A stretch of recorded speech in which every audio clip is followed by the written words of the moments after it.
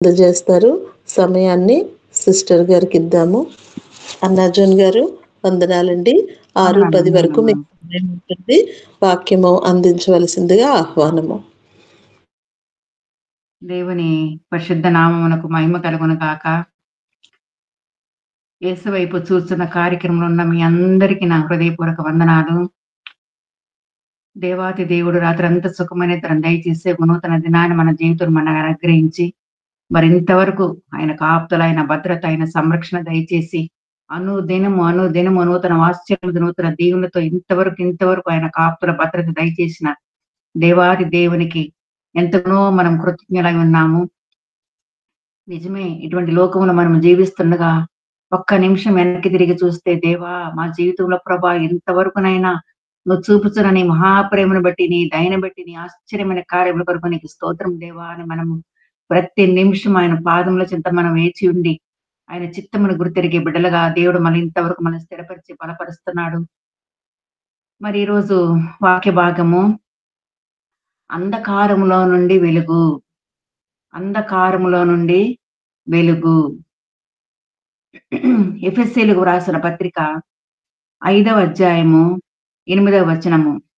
ఎఫెసీయులకు రాసిన పత్రిక 5వ అధ్యాయము 8వ వచనములో, అంధకారములో నుండి వెలుగు ప్రకాశించును గాక అని పలికిన దేవుడే తన మహిమను గూర్చిన జ్ఞానము యేసుక్రీస్తు నందు వెల్లడిపరచుటకు మా హృదయములలో ప్రకాశించెను. మా హృదయములలో ప్రకాశించెను. అవునండి, ఇటువంటి భయంకర దినాలు మనము జీవిస్తున్నాము. ప్రపంచమంతా ఎంతో వేదనతో, దిగజారిన స్థితిలో, ఎటుతోచని పరిస్థితుల్లో ప్రతి మానవుడు భయముతో, భీతితో జీవిస్తున్న రోజుల్లో, లోకమంతా అంధకారముతో నిండిపోతున్న రోజుల్లో మరి దేవుడు మన హృదయాల్లో ఉన్నాడు కాబట్టే మనము ఈ రోజు వరకు దేవుని యొక్క సమాధానం అనే సంతోషం మనం పొందుకొని ఆయన నామాన్ని గణపరిచే భాగ్యాన్ని దేవుడు మనకి అందరికీ దయచేస్తున్నాడండి.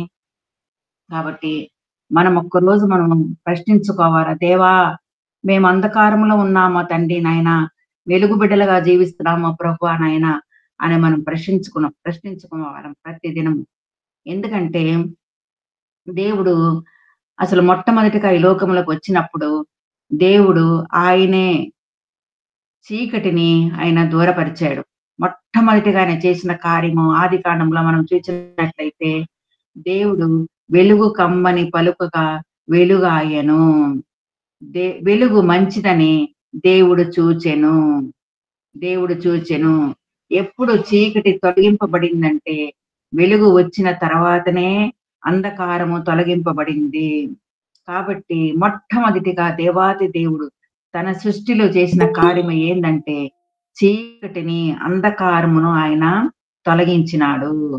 ఎందుకంటే అంధకారంలో ఉండడానికి వీలు లేదు. ఆయన నమ్ముకున్న బిడ్డలు ఎల్లప్పుడూ వెలుగు సంబంధులుగా, వెలుగు బిడ్డలుగా జీవించాలని దేవుని యొక్క ఉద్దేశము. కాబట్టి ఆయన ప్రతి ఒక్కరిని తన వెలుగులోనికి ఎందుకు తీసుకురావాలని కోరుకుంటున్నాడంటే, మానవుని హృదయములో ఎల్లప్పుడూ వెలుగు ప్రకాశించాలా. వెలుగు ప్రకాశించిన తర్వాత మానవుడు ఏమి చెయ్యాలా? ఎందుకు దేవుడు వెలుగై ఉన్నాడు? ప్రతి ఒక్కరిని ఆయన ఎందుకు వెలుగులోనికి తీసుకురావాలని ఆశిస్తున్నాడు? కాబట్టి మనము చూసినట్లయితే ఎప్పుడు ఈ అంధకారం తొలగింపబడుతుంది, ఎప్పుడు వెలుగు మన హృదయంలో ప్రకాశిస్తుంది. కాబట్టి దేవాతి దేవుని యొక్క మొట్టమొదటి ఉద్దేశము కూడా అంధకారమును ఆయన తొలగించి వెలుగు కమ్మని పలుకగా వెలుగాయెను. అది దేవుడు మంచిది అయినట్టు ఆయన చూచెను. కాబట్టి మన చుట్టూ ఉన్న పరిస్థితిలో ఎంతో అయోమయముగా అంధకారంలో ఉన్నప్పటికీ మన ప్రభువు మనతో ఉన్నాడు కాబట్టే ఆయన చెప్పిన మాట ఏంటంటే, నేను లోకమునకు వెలుగును. నేను లోకములో ఉన్నప్పుడు లోకమునకు వెలుగునిచ్చెను అని ఆ ప్రభువు మనతో చెప్తున్నాడు.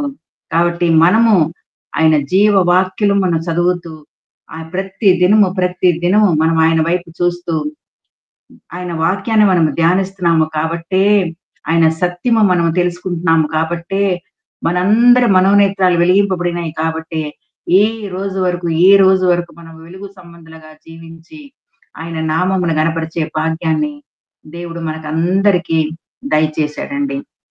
కాబట్టి మనము బైబిల్ గ్రంథంలో లేఖనంలో మనం చూసినట్లయితే 2వ రాజులు 6వ అధ్యాయము 16వ వచనములో 2వ రాజులు 6వ అధ్యాయము 16వ వచనములో భయపడవద్దు. మరి ఎలీషా పనివారు బయటికి వచ్చినప్పుడు గుర్రములను రథములను గల సైన్యము పట్టణము చుట్టుకొని ఉండుట చూచెను. పట్టణము చుట్టుకొని ఉండుట చూచెను. దైవజనుడు ప్రార్థించినప్పుడు మరి 18వ వచనములో ఈ జనులను అంధత్వములో మొత్తుమని ప్రార్థింపగా వారిని అంధత్వములో మొత్తెను. మరలా 20వ వచనం రాగానే మరలా వీరు చూసినట్లు వీరి కండ్లను తెరువమని ప్రార్థన చేయగా యెహోవా వారి కండ్లను తెరిచెను. అతడు వారి కొరకు విస్తారమైన భోజన పదార్థములను సిద్ధపరచగా వారు అన్నపానములు పుచ్చుకొని రాజు సెలవు పొంది తన యజమాని యొద్దకు పోయిరి. అప్పటి నుండి సిరియనులు దండువారు ఇశ్రాయేలు దేశంలోనికి వచ్చుట మానిపోయెను. అవునండి, అంధకారంలో ఉన్నప్పుడు మరి ఎలీషా ప్రార్థించినప్పుడు అక్కడ వారి కండ్లు మూయబడ్డము, మరలా తెరవబడ్డము మనం అక్కడ చూస్తున్నామండి. అంతేకాకుండా ఆ యొక్క శత్రువులకు కూడా విస్తారమైన భోజన పదార్థములను సిద్ధపరిచి వారికి భోజనం పెట్టి పంపించినట్లు కూడా మనం అక్కడ లేఖనంలో మనము చూస్తున్నాము. అప్పటి నుండి సిరియనుల దండువారు ఇశ్రాయేల్లోనికి వచ్చుట మానిపోయెను. కాబట్టి శత్రు మూకని జయించే శక్తిని కూడా దేవుడు మనకి దయచేస్తాడు. ఎప్పుడైతే అంధకారము తొలగింపబడుతుందో, వెలుగు మన హృదయంలో ప్రవేశిస్తుందో, దేవుడు మన జీవితంలో గొప్ప కార్యాలు చేసి మన శత్రువులకు కూడా ఆయన మనలో వెలుగుబిడ్డలుగా జీవించే భాగ్యాన్ని కూడా ఆయన మనకి దయచేస్తారండి. అవునండి, అంధకారం నుండి వెలుగు కలుగు చేసే దేవుడు శత్రుమూక నుంచి దూరపరుస్తాడు. జయ జీవితాన్ని దేవుడు దయచేస్తాడు. లోకం వైపు చూచే అంధకారము కాబట్టి లోకములంతా అంధకారంతో కమ్మి ఉన్నప్పుడు శత్రుమూక మన మీద వచ్చినప్పుడు కూడా అటువంటి పరిస్థితులు కూడా దేవుడు మనకి జయ జీవితాన్ని కలుగజేసి వెలుగుబిడ్డలుగా మనల్ని స్థిరపరిచి దీవించి ఆయన ఆశీర్వదిస్తాడండి.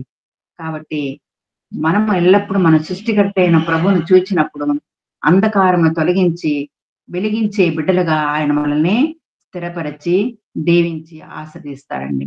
అందుకే గాఢాంధకారంలో ఉన్నప్పుడు కూడా నేను భయపడను అని మహారాజు చెప్పినట్లు మనం చూస్తున్నాము. అంతేకాకుండా యెషయా గ్రంథము 26:3 వచనములు కూడా ఎవని మనస్సు నీ మీద ఆనుకొనునో వాని నీవు పూర్ణ శాంతి గలవానిగా కాపాడుదువు. అవునండి, మన జీవిత కాలం అంతా మనం సంపూర్ణముగా ఆయన మీద ఆధారపడినప్పుడే, దేవా నీవు తప్ప మాకెవరు లేరు తండ్రి నాయనా, నువ్వు ఒక్కడవే ప్రభా నాయనా, మమ్మల్ని నడిపించే దేవుడు, మమ్మల్ని ఆదుకుని ఆదరించే దేవుడు తండ్రి, మా పక్షం ఉండే దేవుడు తండ్రి నాయనా, మాతో యుద్ధము చేసే దేవుడు తండ్రి నాయనా, జయ జీవితాన్ని దయచేసే దేవుడు నువ్వు ఒక్కడవే ప్రభా అని సంపూర్ణంగా ఆయన మీద ఆనుకున్నప్పుడు నీవు వానిని పూర్ణ శాంతి గలవానిగా కాపాడుదు. అప్పుడే మన హృదయాల్లో శాంతి సమాధానము మనము పొందుకోగలము. ఏలయనగా అతడు నీ యందు విశ్వాసం ఉంచి ఉన్నాడు. అటువంటి దృఢమైన విశ్వాసం మనం కలిగినప్పుడే, సంపూర్ణంగా ఆయన మీద ఆనుకునినప్పుడే, అప్పుడే ఆయన మనల్ని పూర్ణ శాంతి గలవానిగా మనల్ని కాచి కాపాడతాడండి. కాబట్టి అంధకారమును తొలగించి వెలుగు బిడ్డలుగా మనల్ని చేసి ఆయన మనల్ని పూర్ణ శాంతి గలవానిగా ఆయన మనల్ని స్థిరపరిచి బలపరుస్తాడు. ఎప్పుడంటే ఆయన యందు మనము సంపూర్ణ విశ్వాసం కలిగినప్పుడు. తర్వాత రెండవదిగా మనం చూసినట్లయితే అంధకారమును పూర్తిగా తొలగింపబడుతుంది. అంధకారంలో ఉన్న పరిస్థితులు కొన్నిసార్లు పూర్తిగా తొలగింపబడుతుంది. ఇది మనము ఎస్తేరు గ్రంథంలో మనం చూడగలము. ఎస్తేరు గ్రంథము 3వ అధ్యాయము 15వ వచనములో శూషణ పట్టణము ఎంతో కలత చెందుతుంది. ఎంతో కలత, అయ్యో రాజు శాసనము నియమించాడే, ఇంకా మనకందరికీ మన జీవితాల్లో మనకి గ్యారంటీ లేదు, మనకి ఏ టైంలో ఏమి జరుగుతుందో మనకి తెలియదు అని ఎంతో కలతతో, వేదనతో శోషణ పట్టణము అక్కడ ఉన్నట్టు మనము ఎస్తేరు గ్రంథము 3వ అధ్యాయము 15వ వచనం మనం చూస్తున్నాము. ఇదే ఎస్తేరు గ్రంథము 8వ అధ్యాయము 15వ వచనంలో మనం చూసినట్లయితే శూషణ పట్టణము ఆనందము, సంతోషముతో నిండి ఉండెను. ఆనందము, సంతోషం. ఈ 2 అధ్యాయులకి మధ్యన 3వ అధ్యాయం నుంచి 8వ అధ్యాయం వరకు ఎందుకు ఇంత డిఫరెన్స్ కలిగిందంటే, యూదులకు ఎప్పుడు సంతోషము, ఆనందము కలిగిందంటే, ఎప్పుడైతే ప్రార్థనా జీవితము, ఉపవాస ప్రార్థన, ఎప్పుడైతే అందరూ కలిసి మరి యూదులందరూ కలిసి ఎప్పుడైతే ఉపవాస ప్రార్థన చేశారో, అన్యజనులు కూడా కలిసి ఆ ప్రార్థన చేశారో, అప్పుడే గొప్ప జయ జీవితాన్ని దేవుడు మన శూషణ పట్టణంలో దేవుడు దయచేశాడు. ఎటువంటి కలత లేకుండా ఆ కలతలో వేదనలతో ఉన్న ఆ ప్రజలకి దేవుడు ఎంతో ఆనందము, సంతోషము దేవుడు కలుగజేశాడండి. కాబట్టి మనం అక్కడ చూసినట్లయితే అన్ని తారుమారైపోతాయి, అన్ని రివర్స్ అయిపోతాయి. ఎవరైతే చంపాలనుకుంటారో వాళ్ళు చంపబడతారు, ఎవరైతే గుమ్మమ్మ దగ్గర ఉంటారో వాళ్ళ లోపలికి తీసుకురాబడతారు, ఎవరైతే ఏ రాణి అయితే నిరాకరించిందో కానీ ఒక అనాథ పిల్ల ద్వారా దేవుడు మరి కార్యాన్ని జరిగించి మరి అక్కడ రాజభవనంలో ఉండడానికి, మరక్కడ మన చెలికత్తెలతో కూడా ప్రార్థన చేయడానికి, గొప్ప జయ జీవితాన్ని కూడా పొందుకోవడానికి, మరి శూషణ పట్టణము మరి అందరూ అక్కడ రక్షింపబడ్డానికి దేవుడు ఆ గొప్ప కార్యాన్ని చేశారండి. కాబట్టి మన దేవుడు అంధకారమును పూర్తిగా తొలగించే దేవుడు మనతో ఉన్నాడు. కాబట్టి ఆ పునరుద్ధానుడైన దేవుణ్ణి మనం తెలుసుకున్నట్లయితే, మనం జీవించినంత కాలము ఆయన మీద మనం సంపూర్ణంగా ఆనుకున్నట్లయితే, ఆయన ఇచ్చిన ఉచితమైన రక్షణ మనం తెలుసుకొని, దేవా నీవే ప్రభువా నాయనా మాకు ఆశ్రయం, కొండ, కోట అని మనము ప్రార్థించినట్లయితే, దేవుడు తప్పకుండా అంధకారం నుంచి తొలగించి గొప్ప జయ జీవితాన్ని తన బిడ్డలకి ఆయన దయచేస్తాడండి. కాబట్టి మొట్టమొదటిగా అంధకారంలో ఉన్న మనల్ని, శత్రుముఖ మనల్ని చుట్టినప్పుడు దేవుడు వారిని దూరపరుస్తాడు. రెండవదిగా అంధకారంలో ఉన్న మనల్ని సంపూర్తిగా అంధకారం నుంచి తీసివేసి గొప్ప వెలుగు బిడ్డలుగా, సంతోషకరమైన బిడ్డలుగా, ఆనందకరమైన బిడ్డలుగా దేవుడు మనల్ని స్థిరపరిచి, దీవించి ఆశీర్వదిస్తాడండి. అంతేకాకుండా మనం చూసినట్లయితే ఇక్కడ మనము ఇంకొకటి, అంధకారములో ఎప్పుడు అంధకారంలో ఉన్న బిడ్డలని దేవుడు అదే పరిస్థితిలో ఆయన ఉంచడండి. కొన్నిసార్లు ఆయన అంధకారమని జతపరిచినా కూడా దేవుడు తప్పకుండా ఒక గొప్ప జయ జీవితాన్ని కూడా దేవుడు దయచేస్తాడు. మనకందరికి తెలుసు, ఐగుప్తు రాజు హెబ్రీయుల సంతానం విస్తరించినప్పుడు ఆయన మగవారినందరినీ చంపమని ఆయన ఆజ్ఞాపిస్తాడు. కానీ రాజభవనములో ఆ హెబ్రీ బాలుడు ఎలా ఎదిగాడండి ఆయన? మరి ప్రతిరోజు రాజు ఆ బాలుని చూస్తానే ఉన్నాడు.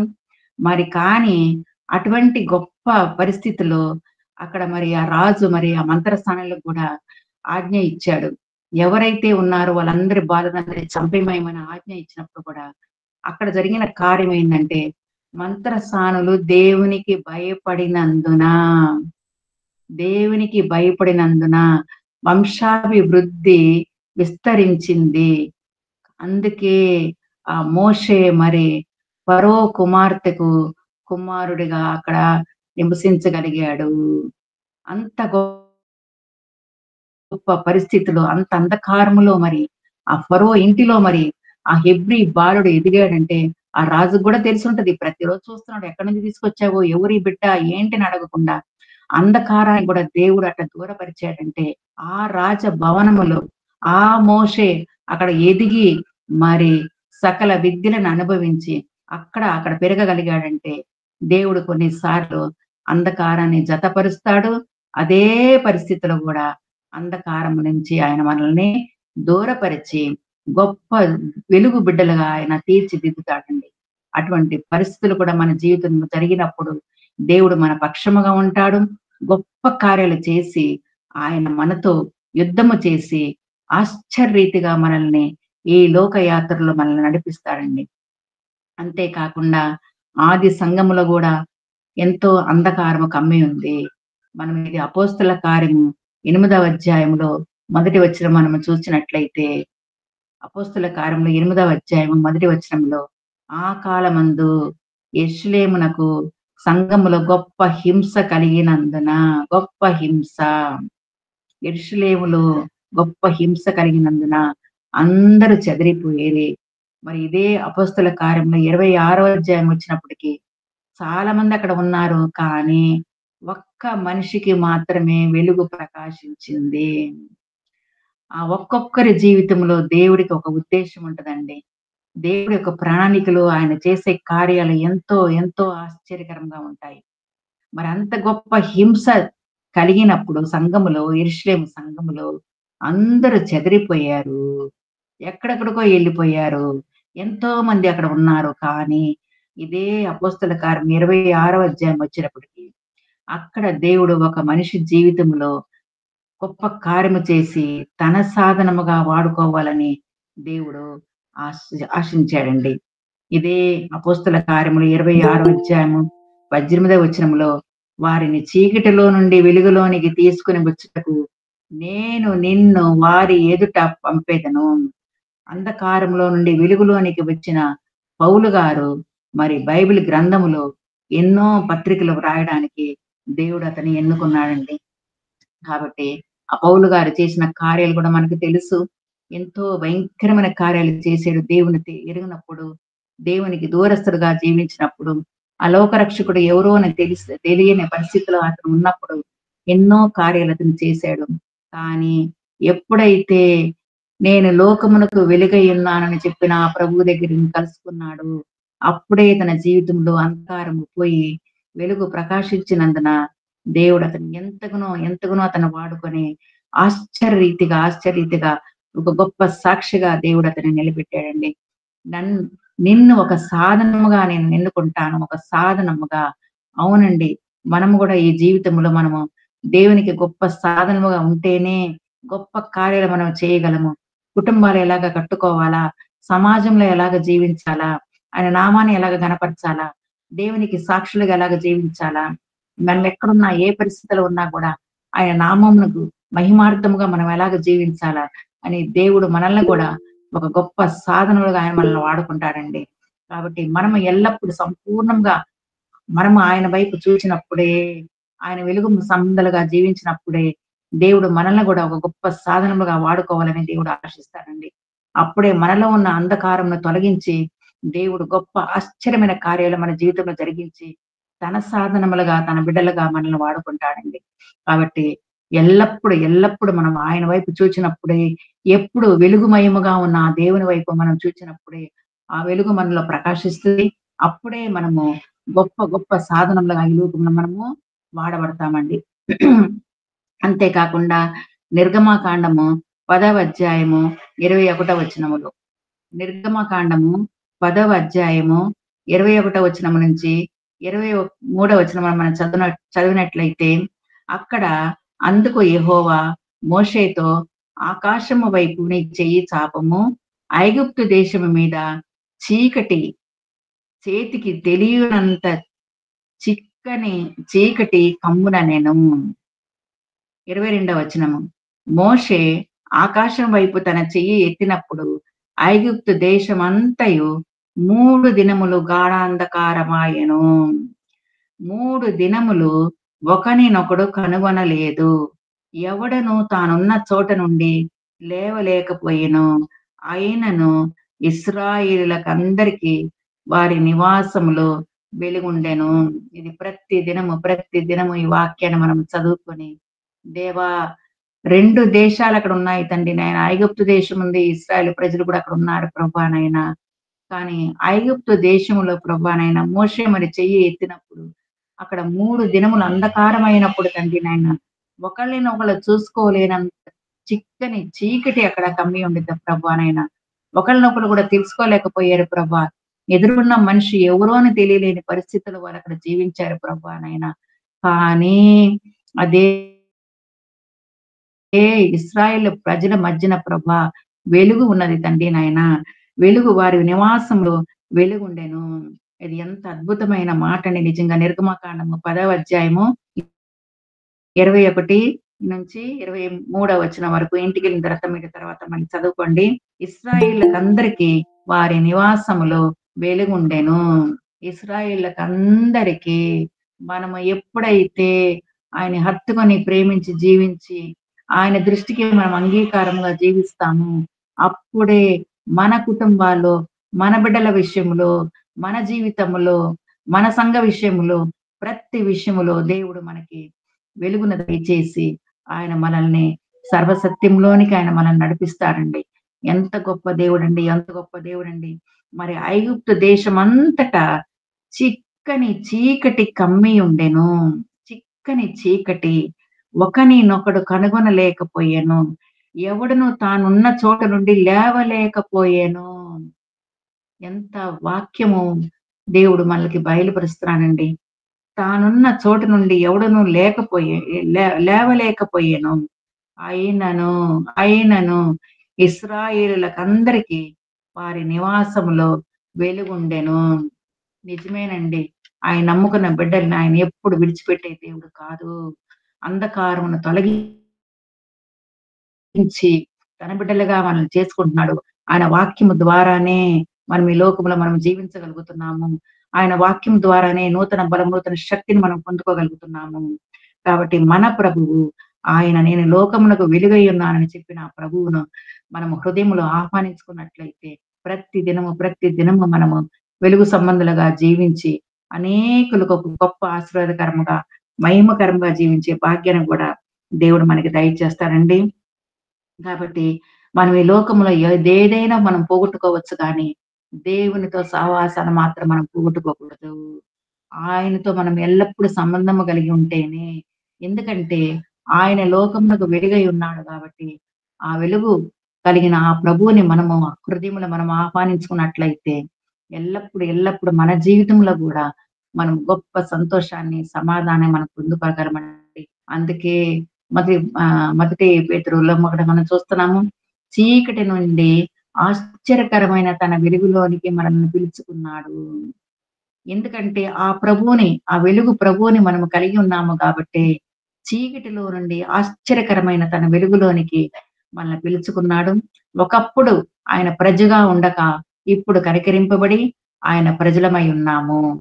వెలుగు సంబంధము కాబట్టి ఏర్పరచబడిన వంశమును, రాజులైన యాజక సమూహమును, పరిశుద్ధ జనమును, దేవుని సొత్తైన ప్రజలుగా ఇప్పుడు మనము జీవించగలుగుతున్నాము.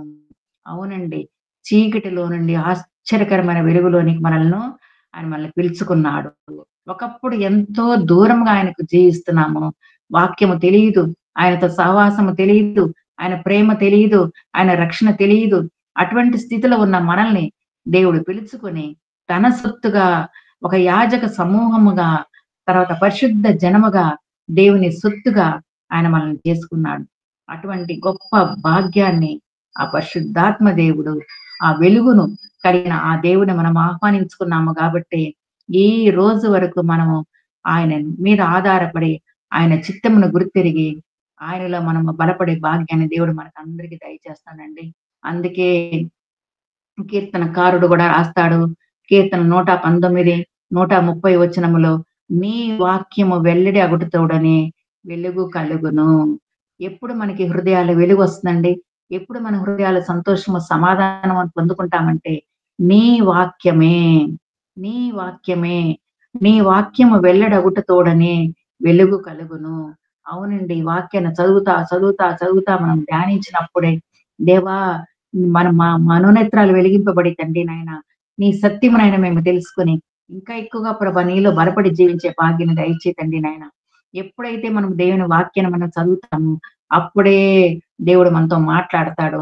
ఆయన సత్యాన్ని మనకి బయలుపరుస్తాడండి.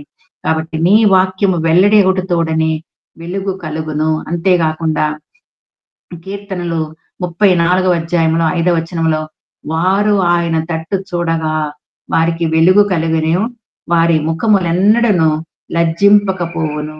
అవునండి. ఆయన తట్టు చూచినప్పుడే మనకి వెలుగు, వారి ముఖములెన్నడను లజ్జింపకపోవును. ఎప్పుడు కూడా మనము దిగజారిన స్థితిలో మనం ఉండమండి. ఆ వెలుగు సంబంధి అయిన ఆ ప్రభుని మనం కలిగి ఉన్నాము కాబట్టి ఎల్లప్పుడు మనం ఆయన చిత్తమును గుర్తెరుగుతున్నాము కాబట్టి దేవునికి సాక్షులుగా, నమ్మకస్తులుగా జీవించే భాగ్యాన్ని కూడా దేవుడు మనకి దయచేస్తున్నాడండి.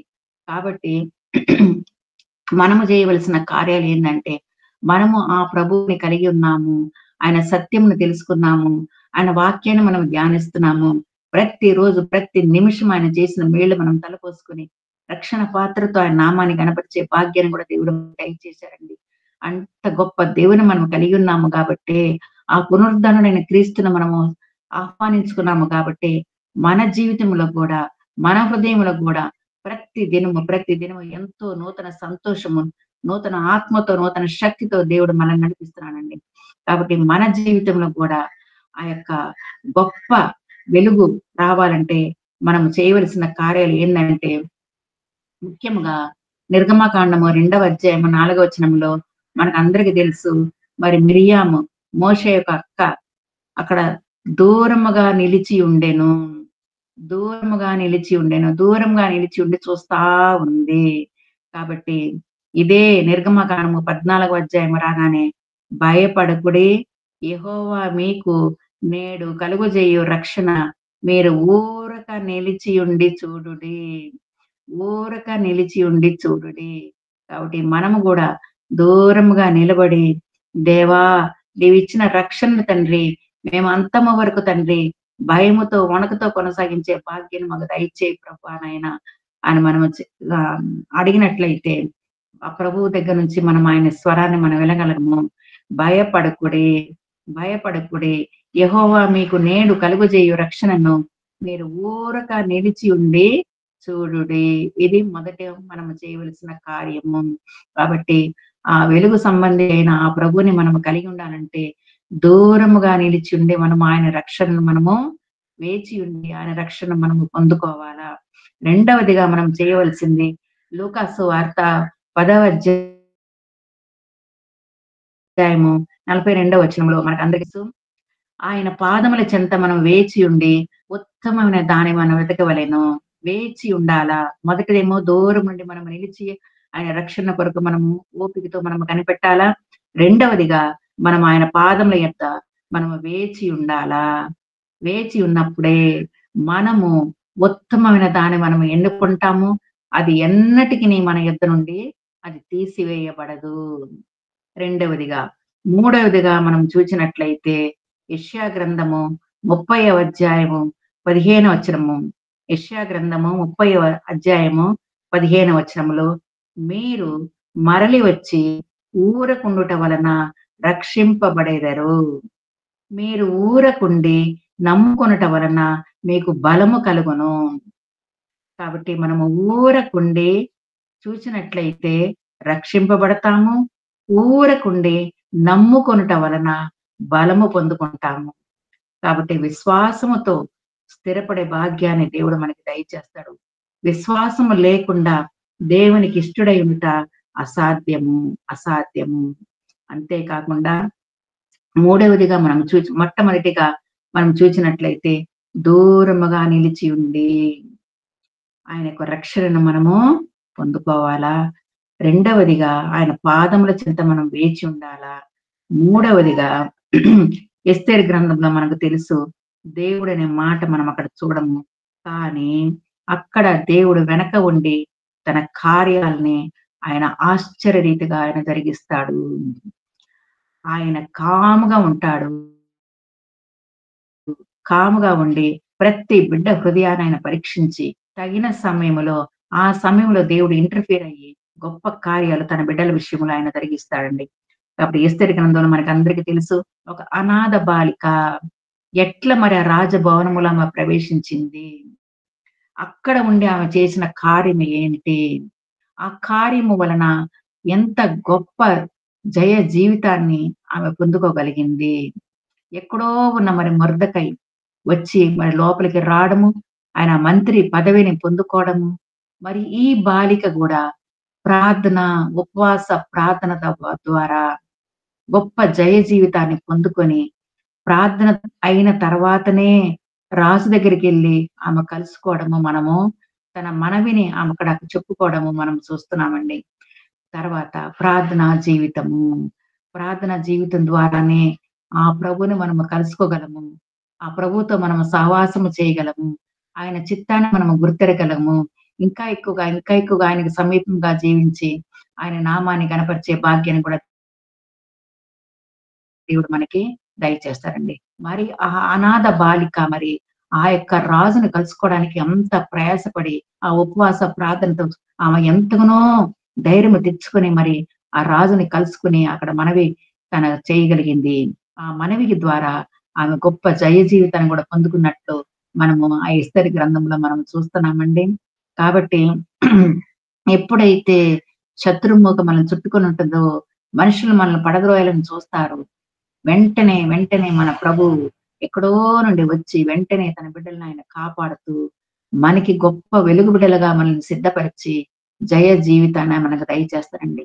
మరి అనాథ పిల్ల మరి ఒక ప్రార్థనా జీవితము, ఉపవాస ప్రార్థన యొక్క శక్తిని ఆమె పొందుకుందంటే, ఆ రాజుని కలుసుకోవడానికి ఈ లోక సంబంధమైన రాజును కలుసుకొని, మరి తన యొక్క విన్నపాన్ని తెలియజేసిందంటే, మనము రాబోయే రోజుల్లో దేవుని రాకడ బహు సమీపమున్నది.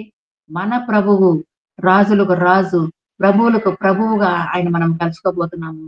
కాబట్టి అటువంటి గొప్ప దేవుని మనము కలిగినప్పుడు ఆయన వస్తున్నాడు.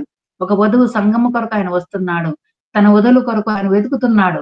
కాబట్టి మనము గూడా ప్రార్థనా జీవితము, ఇంకా విశ్వాసం గల జీవితము మనం ఇంకా కాపాడుకొని, ఆయన ముందు నిలబడే శక్తిని గూడా దేవుడు మనకి తప్పకుండా దయచేస్తాడండి.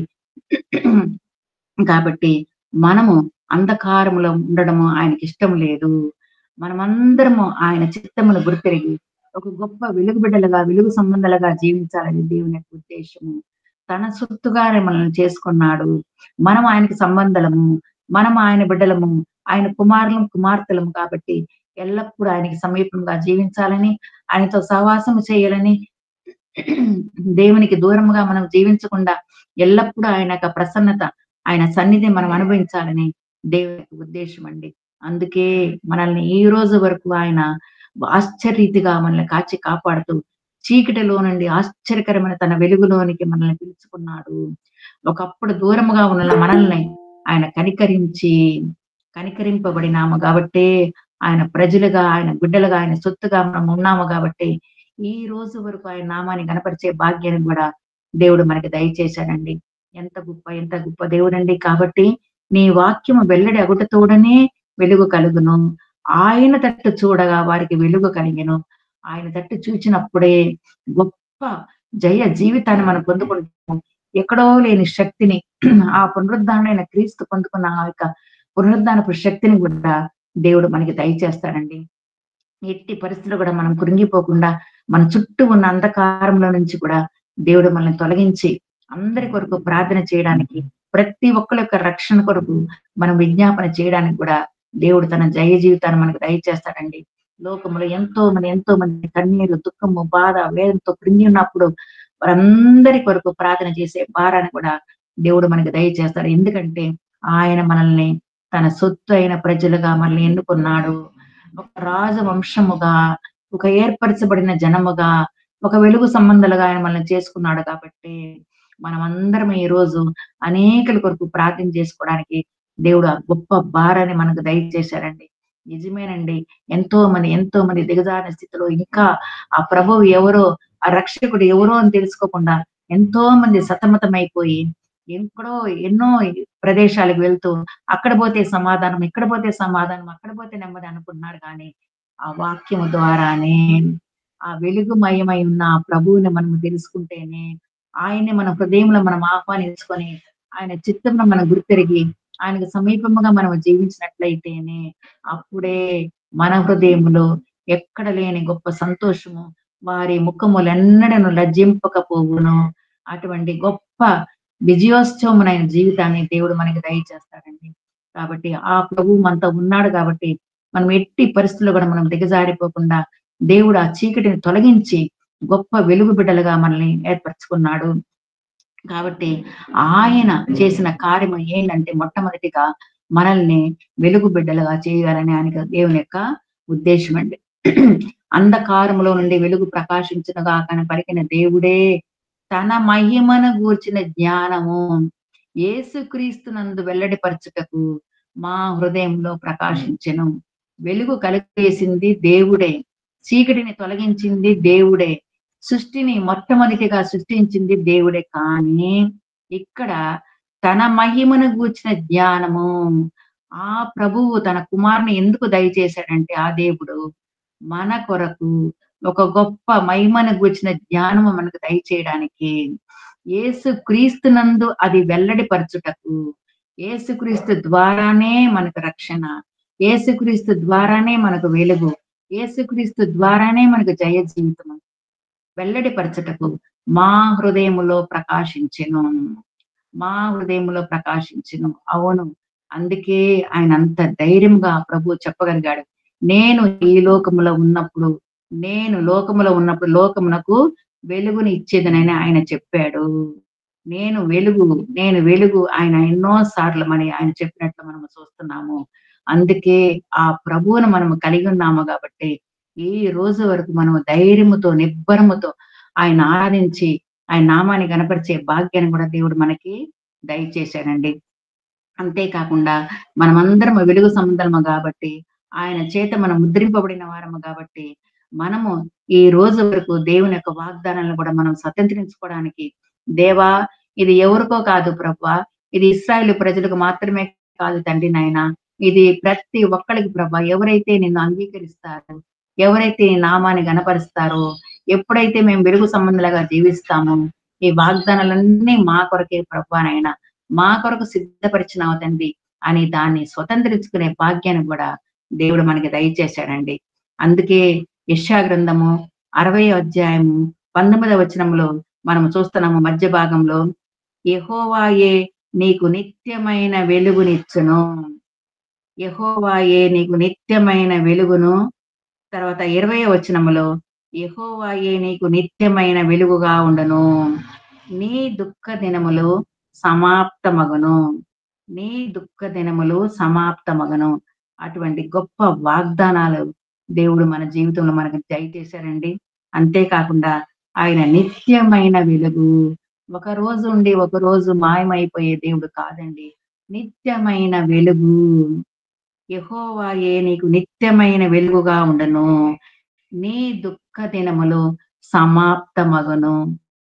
ఎప్పుడైతే ఆ వెలుగుమయమైన ఆ ప్రభువుని మన హృదయంలో మనం చేర్చుకుంటాము, ఎట్టి పరిస్థితుల్లో కూడా మనం దిగజారిపోకుండా స్థిరమైన పునాది మనం వేసుకుని ఆ రక్షకుని వైపు చూస్తూ ఎల్లప్పుడూ ఆయన్ని కలిగి ఇంకా ఎక్కువగా ఇంకా ఎక్కువగా నూతన బలముతో నూతన శక్తితో ఆయన పునరుద్ధానపు బలముతో ఆయన నామాన్ని గణపరిచే భాగ్యాన్ని కూడా దేవుడు మనకి దయచేస్తారండి.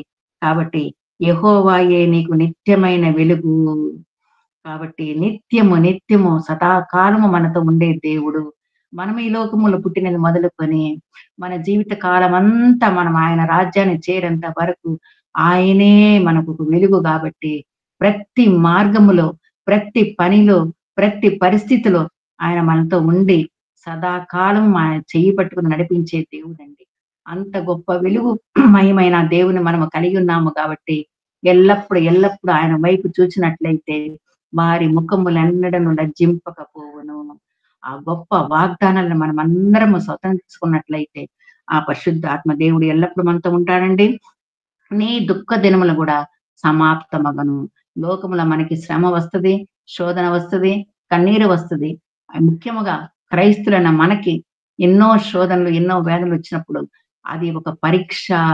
ఎందుకంటే మన విశ్వాసాన్ని దేవుడు పరీక్షిస్తాడు.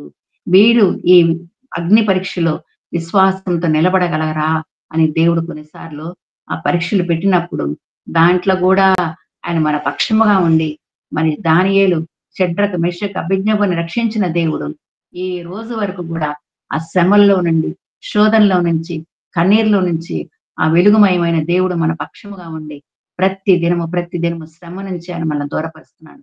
ఆ ప్రభువే చెప్పాడు, లోకములో ఉన్నప్పుడు మీకు శ్రమ కలుగును, ఆయనను ధైర్యమును తెచ్చుకొనుడి అని చెప్పిన దేవుడు, మనతో ఉన్న దేవుడు, వెలుగు సంబంధిగా ఉన్న దేవుడు, మనల్ని తన బిడ్డలుగా ఎన్నుకున్న దేవుడు మనలో ఉన్నాడు. కాబట్టి నీ దుఃఖ దినములు సమాప్తమగునని వాగ్దానం దేవుడు మనకి దయచేశాడు. ఆ యెహోవాయే నీకు నిత్యమైన వెలుగుగా ఉండనని చెప్పిన దేవుడు ఈ రోజు వరకు మనతో ఉన్నాడు, మనల్ని నడిపిస్తున్నాడు. ఆయన కాపుదల, ఆయన భద్రత మనకు దయచేస్తున్నాడు. కాబట్టి మనము అంధకారం నుంచి వెలుగులోనికి తీసుకొచ్చిన దేవుడు మన హృదయంలో ఈ రోజు వరకు మనల్ని ప్రకాశింపజేస్తూ అనేకులకు ఒక గొప్ప ఆశీర్వాదకరంగా దేవుని నామమునకు మహిమకరంగా జీవించే భాగ్యాన్ని దేవుడు మనకు అందరికీ దయచేశాడు. కాబట్టి ప్రతి దినము ఆయన నామాన్ని గణపరుస్తూ ఆయన వాక్యాన్ని చదువుకుంటూ ఇంకా ఎక్కువగా మన విశ్వాసం అభివృద్ధి పరుచుకుంటూ ఆయనలో నిలబడే భాగ్యాన్ని ఆ పరిశుద్ధాత్మ దేవుడు మనకందరికీ దయచేసి దీవించి ఆశీర్వదించును గాక. ఆమేన్, ఆమేన్, ఆమేన్.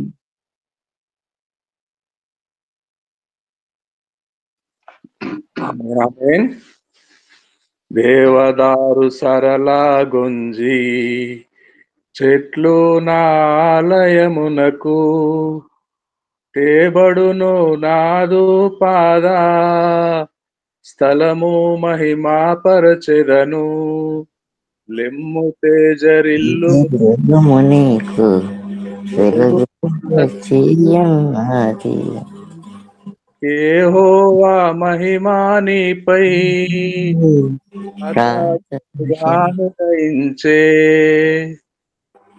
ఇవాళ ఒంటరి వాడు మీరు మౌనంగా ఉండాలి. ఇటీవల ఉమెన్ క్రికెట్ క్రీడాకారిణి జెమిమా రోడ్రిగ్స్ ఆస్ట్రేలియా సెమీఫైనల్ గెలిచిన జట్టులో సెంచరీ చేసిన జెమిమా రోడ్రిగ్స్ ఇదే మాట, మీరు ఊరక నిలిచియుండి ఆయన కార్యమును చూడు కన్నులారా చూడుడి.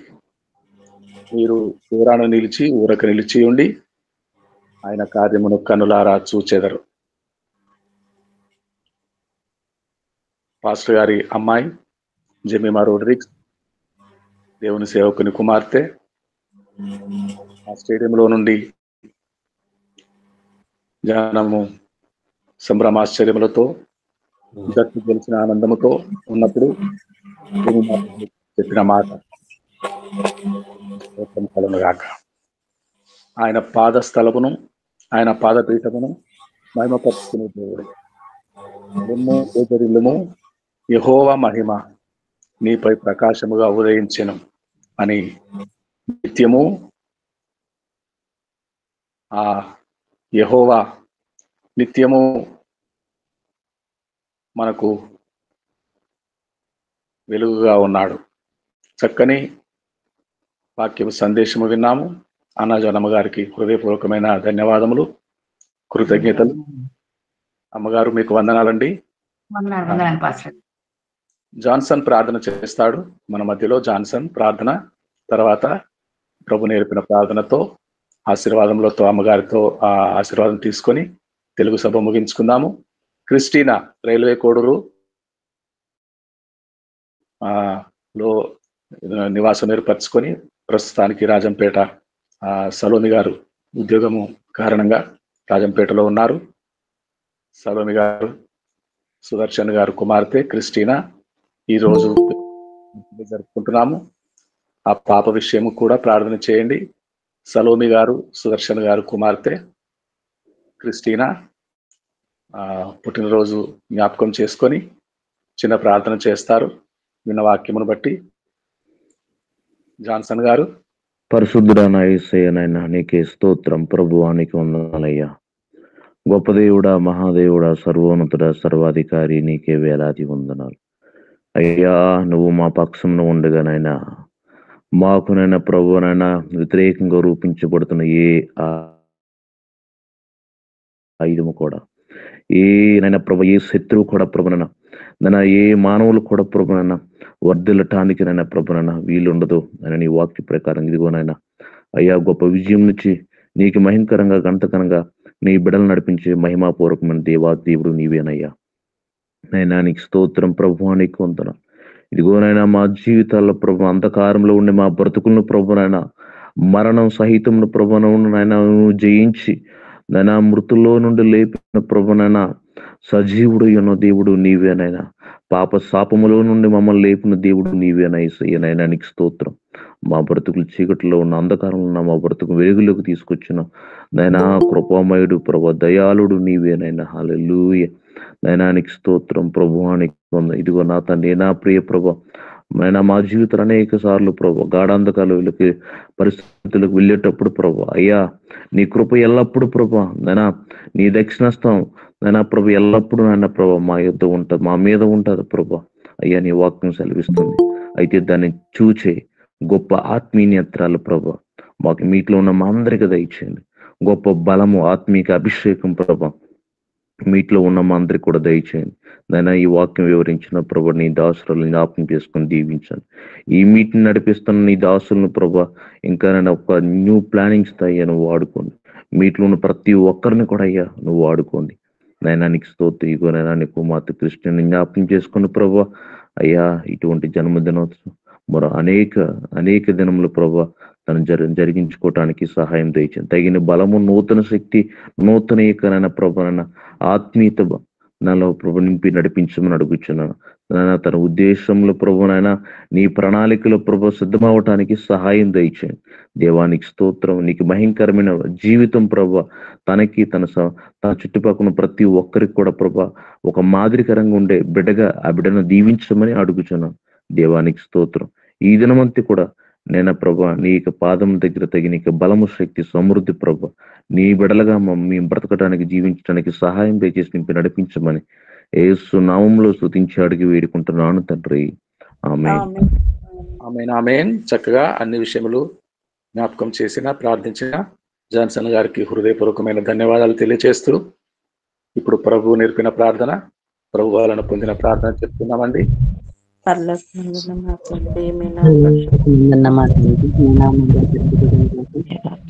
మీ రాజ్యం వచ్చిన గాక, మీ చిత్తం పరలోకం నుండి నెరవేరినట్లు భూమి నుండి నెరవేరును గాక. అనుదిన మాకు దయచేయండి. మా రుణస్థులను మేము క్షమించిన ప్రకారం మా అపరాధములను క్షమించము.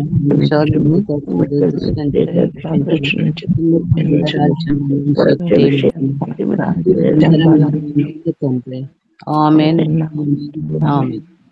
ఆమేన్. ఆమేన్. అంధకారములో వెలుగు ఈ దినము చక్కని సందేశం ఇచ్చిన అన్నజనమ్మ గారు ఆశీర్వాదం చేస్తారు. మన తండ్రి అయిన దేవుని నుండి, మన ప్రభు అయిన యేసుక్రీస్తు నుండి ఆయన కృపా సమాధానములు ప్రతి బిడ్డకి, ప్రతి సాధిక సంఘానికి, ఈ మీట్లో ఉన్న ప్రతి బిడ్డకి దేవుడు దయచేసి దీవించి ఆశీర్వదించును గాక. ఆమేన్.